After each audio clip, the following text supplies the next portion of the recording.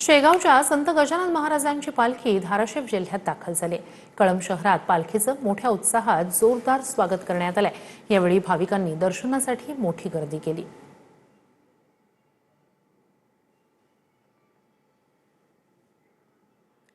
संत गजानन महाराजांची ही पालखी आपण पाहतोय धाराशिव जिल्ह्यात दाखल झाली, तेव्हा धाराशिवकरांनी पालखीच्या स्वागतासाठी ही मोठी गर्दी केली होती। ही ड्रोन दृश्य आहेत। हा संपूर्ण पालखी मार्गावरचा वारकऱ्यांचा हा प्रवास किती शिस्तबद्ध असतो आणि ती पताका आणि एकंदरीतच पायी चालणारे हे सगळे वारकरी असं हे विहंगम दृश्य ड्रोनने टिपण्यात आलेलं आहे। तर संत गजानन महाराजांची ही पालखी धाराशिव जिल्ह्यात पोहोचलेली आहे।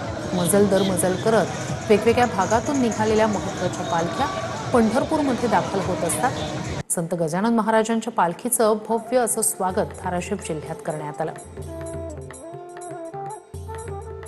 दिंड्या, पताका, टाळ मृदंगाचा गजर असं हे भक्तिमय वातावरण आपल्याला यावेळी पाहता येत आहे।